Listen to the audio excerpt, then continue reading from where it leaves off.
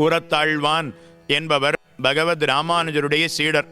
ராமானுஜருடைய சீடர்கள் அப்படின்னா முதல்ல கூரத்தாழ்வான் தான் நமக்கு ஞாபகத்துக்கு வர வேணும். இத்தனை தூரம் கூரத்தாழ்வான் இத்தனை பேர் கொண்டாடினாலும் கூட கூரத்தாழ்வான் பார்த்து, எனக்கு இத்தனை பெருமை இருந்தாலும் முதலியாண்டானுக்கு இருக்கக்கூடிய பெருமை எனக்கு இல்லையே என்று குறைப்பட்டு கொள்வரான். முதலியாண்டானுக்கு என்ன பெருமைனா, முதலியாண்டான் ராமானுஜருக்கு மருமகனுடைய ஸ்தானம்.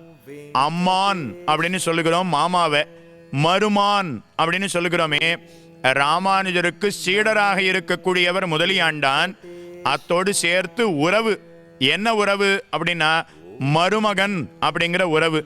என்ன இருந்தாலும் சீடன் அப்படிங்கிற உறவு தானே எனக்கு.